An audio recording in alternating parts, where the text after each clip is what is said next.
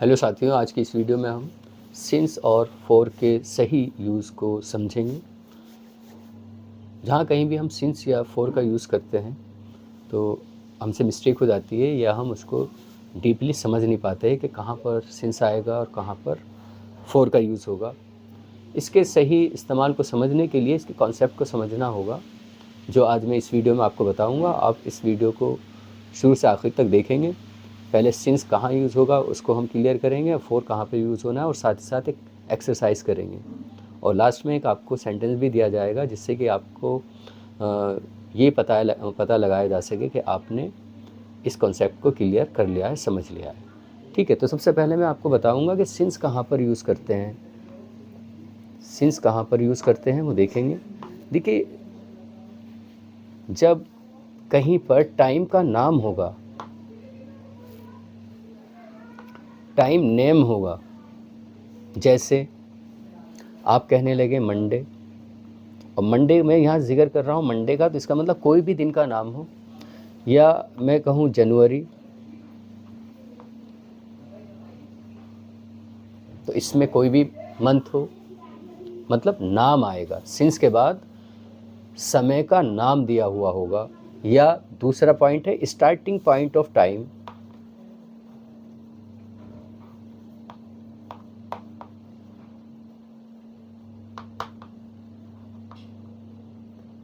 जैसे आप कहने लगे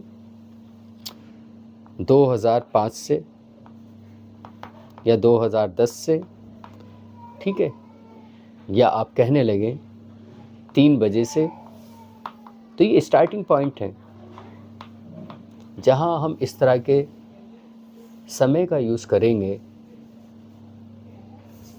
ऐसे स्थान पर हम इससे पहले हम सिंस का यूज़ करेंगे।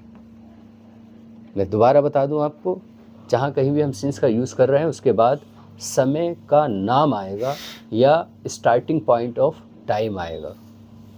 ठीक है, हाँ। अब हम फॉर कहाँ पर यूज़ करेंगे वो हमें देखना है। जहाँ कहीं भी हम फॉर का यूज़ करेंगे हमें कुछ बातों का ख्याल करना पड़ेगा। जहाँ कहीं भी हम नंबर ऑफ टाइम यूज़ कर रहे हैं उससे पहले फॉर आएगा। जैसे आप कहने लगे 3 दिन, 3 साल, कुछ भी। जैसे हम 3 दिन 3 साल को ऐसे गिन सकते हैं, 1 2 3, ठीक है। तो जहाँ कहीं भी इस तरह से नंबर्स आएंगे उससे पहले हम फॉर का यूज़ करेंगे। साथ ही साथ ड्यूरेशन ऑफ टाइम के लिए भी हम इसका इस्तेमाल करते हैं।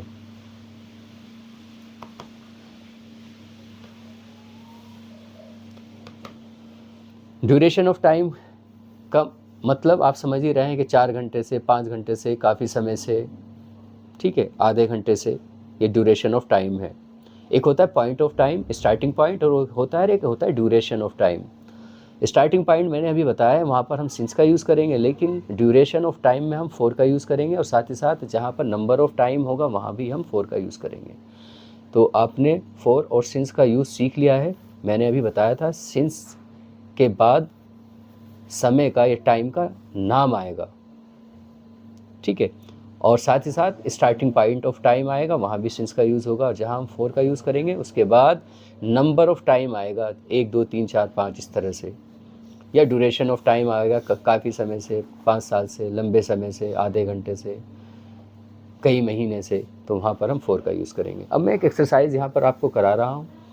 मुझे उम्मीद है कि ये पॉइंट आपको याद होने के बाद कहीं भी कोई भी किसी तरह का सेंटेंस आपसे गलत नहीं बनेगा कि उसमें आप सिंस या फॉर के यूज़ में कोई गलती करेंगे। मैं यहाँ पर कुछ सेंटेंसेस दे रहा हूँ। पहला सेंटेंस लिख रहा हूँ और आप पहले ही सोच लेंगे कि इसमें क्या फील होगा। I have been teaching, I have been teaching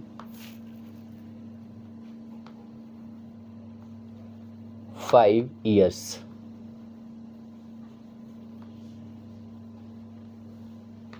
दूसरा सेंटेंस मैंने लिखा है, आप सोच लेंगे क्या इसमें आने वाला है, क्या इसमें फिल किया जाएगा, आप समझेंगे। दूसरा है आई हैव बीन स्कूलिंग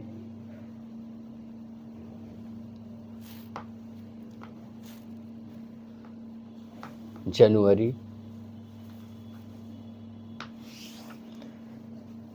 यहाँ पर तीसरा सेंटेंस में लिख रहा हूँ, I have been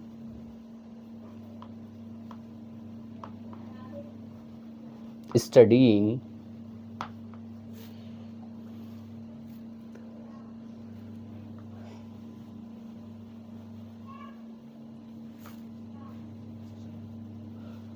weeks now.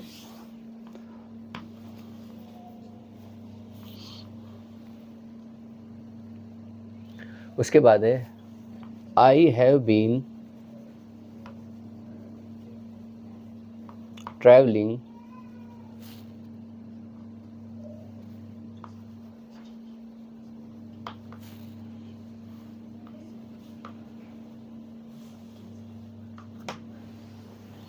इसी तरह से पांचवा सेंटेंस में लिख रहा हूँ,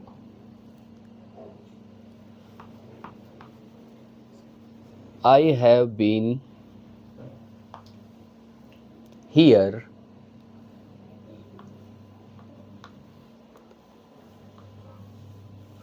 20 years। इसी तरह से है आई हैव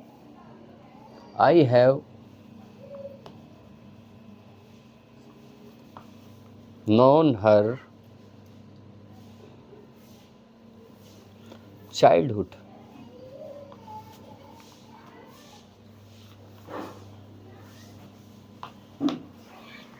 सातवां सेंटेंस है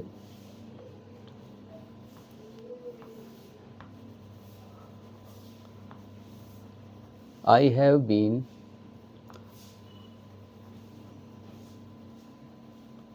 learning 3 years। आठवां सेंटेंस है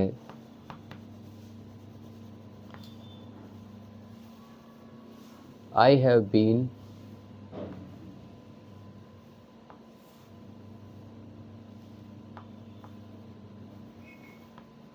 studying 4 years।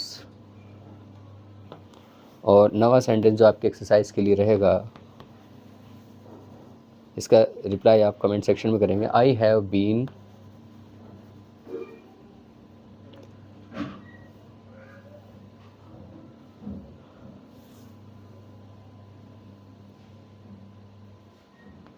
रीडिंग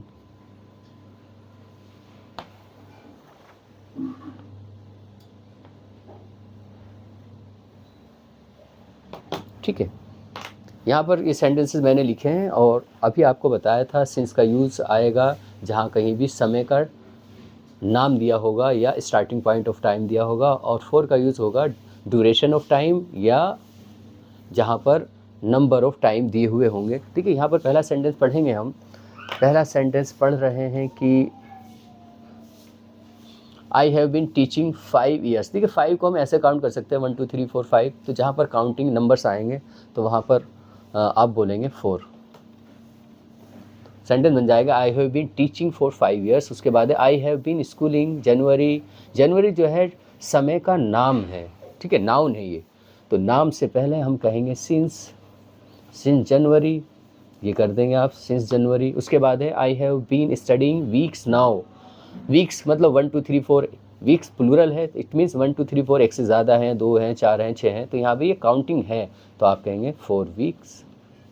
और इस तरह से I have been travelling a month, ये भी देखिए ए का मतलब होता है एक, जहाँ पर नंबर आ जाएगा 1 2 3 4 5, ए का मतलब होता है 1। ठीक है, तो जहाँ पर आएगा काउंटिंग नंबर आएगा वहाँ पर लिखेंगे हम 4। और I have been here 20 years, ये भी 1 2 3 4, तो यहाँ पर आप कह देंगे 4। ये बहुत आसान है। I have known her childhood. Childhood जो है एक अवस्था है, एक नाम है समय का, जैसे चाइल्डहुड है, यंगहुड है, ओल्ड एज है, ठीक है, तो यहाँ पर आप कह देंगे कि सिंस चाइल्डहुड। बहुत आसान है। और I have been learning 3 years, ये भी काउंटिंग है तो आप कहेंगे 4। और इसी तरह से I have been studying 4 years, ये भी काउंटिंग है तो आप कह देंगे 4 ईयर्स। और उसके बाद I have been reading morning, अब आपको ये बताना है यहाँ पर क्या आएगा, क्योंकि मुझसे नहीं हो पा रहा है, ये आप बताएंगे कमेंट सेक्शन में, ठीक है। Thanks for watching this video. और सिंस और 4 के यूज़ को आपने अच्छे से समझ लिया होगा, इस उम्मीद के साथ मैं आपसे विदा लेता हूँ। Bye bye.